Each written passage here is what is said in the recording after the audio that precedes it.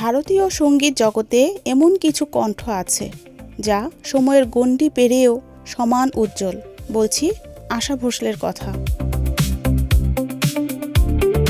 তার প্রয়াণে তৈরি হলো এক অপূরণীয় শূন্যতা।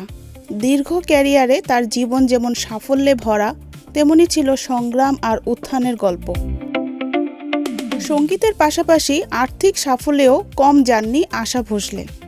2026 সালের হিসাবে তার মোট সম্পদের পরিমাণ ছিল 100 কোটি টাকা বলে জানিয়েছে একাধিক ভারতীয় গণমাধ্যম।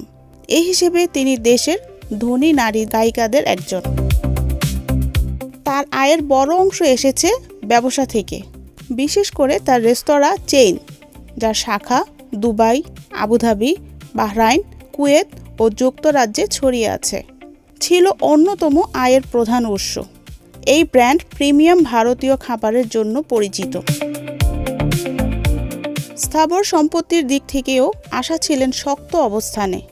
মুম্বাইয়ের প্যারাড রোডে অবস্থিত প্রভুকুঞ্জ অ্যাপার্টমেন্টের বাজার মূল্য প্রায় 30 কোটি টাকা। এর বাইরে মুম্বাই ও পুনেতেও রয়েছে তার একাধিক সম্পত্তি। জীবনের দীর্ঘ পথ চলায় একের পর এক ব্যক্তিগত শোকের মধ্যে দিয়েও এগিয়ে যেতে হয়েছে তাকে। স্বামী আর ডি বর্মনের মৃত্যু তার জীবনের বড় ধাক্কা হয়ে আসে। হারিয়েছেন তার 2 সন্তানকে, যা মা হিসেবে গভীর বেদনার অধ্যায় হয়ে রয়েছে। এত কিছু সত্ত্বেও ভেঙে পড়েননি তিনি, বরং সঙ্গীতকেই আঁকড়ে ধরে নিজেকে সামলে নিয়েছেন বারবার। বর্তমানে তার একমাত্র জীবিত সন্তান মেজ ছেলে আনন্দ ভোসলে মায়ের শেষ সময় পর্যন্ত পাশে ছিলেন এবং তার মৃত্যুর পর পারিবারিক দায়িত্বও সামলাচ্ছেন।